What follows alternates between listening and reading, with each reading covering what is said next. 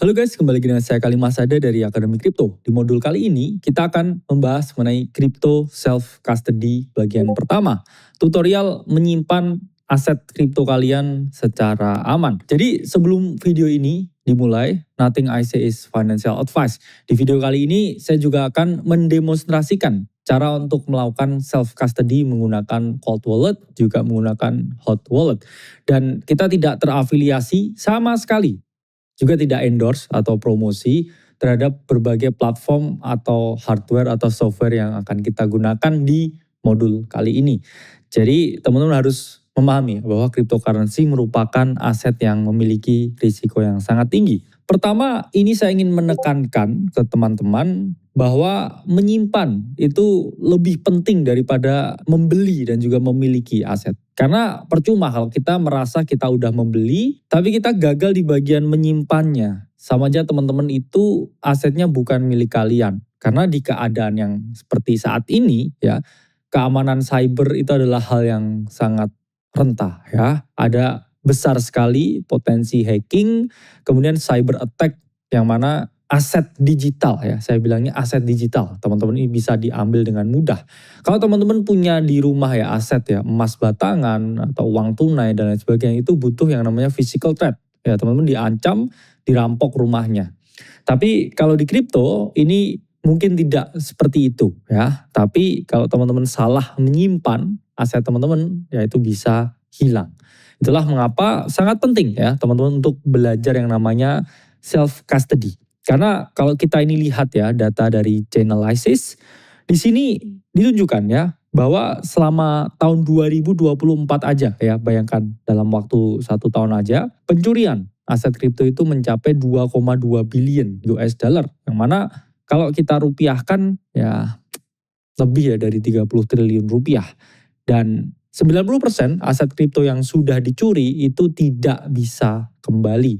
Kecuali kalian itu adalah suatu negara tertentu ya dengan resources yang sangat besar buat tracking semua ya aset digital ya secara forensik dan lain sebagainya untuk melacak ya cyber hacking ya sampai mana itu mungkin bisa. Tapi kalau kalian hanya retail ya wassalam ya. Kalau sampai aset kalian hilang, itulah mengapa penting untuk dilakukan yang namanya self custody. Secara definitif ya, apa sih sebenarnya self custody itu ya? Self custody itu merupakan praktik di mana individu atau entitas untuk memiliki ya kendali penuh atas private key mereka tanpa bergantung pada pihak ketiga seperti exchange atau custodian. Jadi teman-teman di sini harus memahami kalau teman-teman ini ya merupakan seorang pelaku kripto, kalau teman-teman melakukan self custody, teman-teman ini tidak bergantung di pihak ketiga.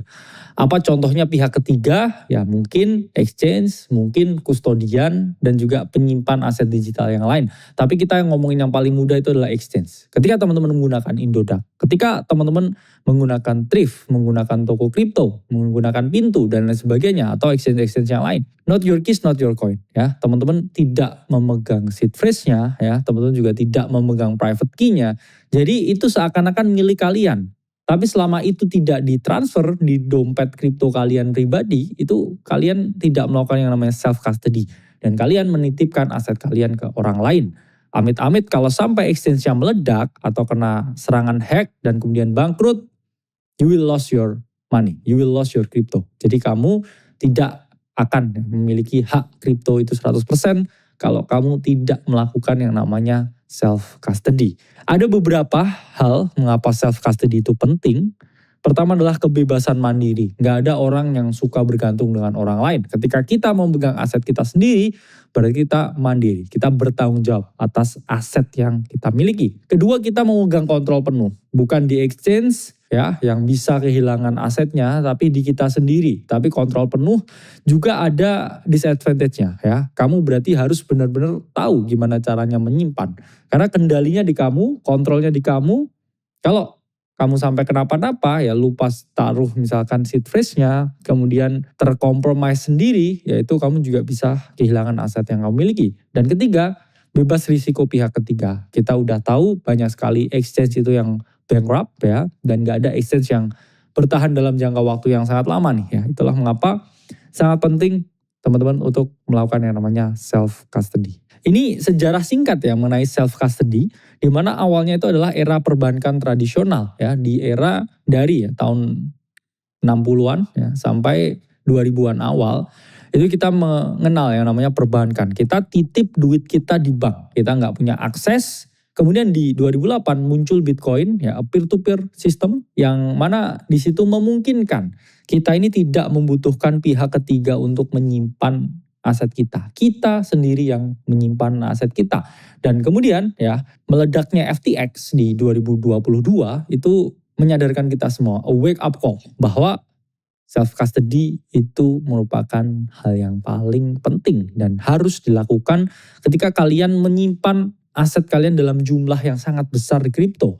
Let's say kalian menyimpan Bitcoin jumlahnya puluhan bahkan ratusan, yang mana itu ingin kalian wariskan ke generasi selanjutnya. Ya nggak mungkin kamu simpen 100% itu di dalam exchange, karena ketika nanti udah anak cucumu ya, itu mungkin exchange-nya udah nggak ada. Terus asetnya kemana? Hilang ya. Itulah mengapa sangat penting untuk melakukan self custody, karena ketika kamu self custody your asset, ya itu adalah punyamu 100%. Dan struktur dari kriptografi sendiri, ketika kita membahas konsep self custody, ini dibagi ke dalam dua struktur. Ya, pertama adalah private key atau public key, dan kemudian seed phrase atau mnemonic phrase ya. Dimana di sini ya ini adalah mekanisme dari private key ya, ini data dari chip SLL, di mana di sini kita bisa melihat ya antara sender dan juga recipient ya, di sini di tengah-tengahnya ya yang menjembatani antara transaksi, pertukaran data kriptografi, ini ada yang namanya ya shared secret key ya, atau kita bisa ngomongin sebagai private key yang mana dia mengautorisasi ya, dia adalah memvalidasi sebelum terjadinya ya pertukaran data dalam jaringan kriptografi atau jaringan blockchain. Ini adalah contoh ya private key on MetaMask ya. Ini kita udah praktik ya sebelumnya teman-teman, untuk teman-teman ini melakukan ya namanya DEX trading tutorial. Teman-teman harus set up yang namanya wallet ya, wallet MetaMask, dan ini ada private key-nya ya. Jadi di bagian security teman-teman bisa show private key, tapi harus ya input ya passwordnya dulu. Nah, ini adalah bentuk dari private key. Nah, jadi ini harus disimpan ya secara baik-baik. Nah, struktur kedua kita mengenal yang namanya seed phrase. Seed phrase itu terdiri dari 12 sampai 24 kata encrypted ya, atau kata yang terenkripsi. Di mana ini adalah wujudannya ya. Ketika teman-teman set up a new wallet, kita udah belajar sebelumnya, ini harus teman-teman simpen ya. Seed phrase itu entah teman-teman tulis, teman-teman taruh di tempat yang aman, atau teman-teman bisa nih ya dengan cara beli ya seed phrase yang besi ya. Itu takutnya kalau ada kebakaran atau kejadian-kejadian lain yang tidak diinginkan. Tapi para pelaku kriptografi yang sangat ekstrim, ini mereka bahkan tidak menulis sama sekali. Mereka menghafalkannya di kepala. Apakah ada? Ya jawabannya ada. Mereka apalin ini semua di kepalanya ya. Bayangkan betapa ya orang-orang kriptografi itu trust no one. Yang mana 12 kata atau 24 kata itu masuk ya di dalam BIP 39 word list. Dimana ini data dari Blockplate, kita bisa melihat ya 12 sampai 24 ya recovery phase itu merupakan ya use of mnemonic phrase. Dimana ini adalah grup ya atau sekumpulan kata yang mudah diingat. Jadi kalau teman-teman mau lihat, nah ini kita bisa lihat ya dari GitHub. Ini adalah BIP 39 ya words. Ini adalah kumpulan ya dari berbagai kata ya, yang mana ini adalah seed phrase ya, entah itu terdiri dari 12 kata atau 24 kata, itu dia tidak akan lari ya dari kumpulan kata ini. Itulah mengapa ya teman-teman ini bisa jadi list. Jadi kalau teman-teman misalkan set up a new wallet, entah itu dari MetaMask atau menggunakan cold wallet, teman-teman bisa cek ya di sini. Cek juga angkanya, cek juga kodenya. Karena beberapa alat ya untuk menyimpan seed phrase yang dalam bentuk besi itu, ini mereka ya menunjukkan kodenya ini instead of the words ya, daripada angkanya. Bukan angkanya tapi kadang cuman kodenya 1, 2, 2, 3 ya. Nanti kalau teman-teman bingung 1, 2, 2, 3 itu kode apa, teman-teman bisa cari di GitHub, terus kemudian type in BIP 39 ya. Kemudian di sini type in ya, misalkan kata-katanya itu adalah online. Nah ini kelihatan ya, online ini kodenya 1240. Nah, karena ada juga ya teman-teman alat seperti ini ya, dimana untuk ya menyimpan safe seat stainless steel ya, teman-teman bisa tulis nih di sini ya. Katanya juga angkanya ya, bahkan di sini ya sangat detail sekali ya. Ini aman ya kalau teman-teman mau aman. Tapi kalau mau diapalin ya di pikiran, kalau teman-teman punya ya ingatan yang sangat bagus, itu juga nggak masalah. Tapi selalu simpen ya backupnya in case ya ada sesuatu untuk berjaga-jaga.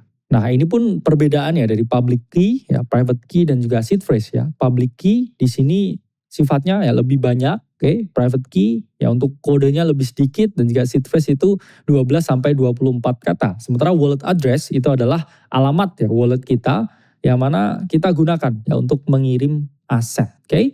Jadi itu ya penjelasan singkat mengenai apa itu self custody, struktur self custody. Selanjutnya di modul kedua kita akan membahas berbagai jenis-jenis wallet yang bisa teman-teman gunakan untuk self custody. Sampai berjumpa di modul selanjutnya.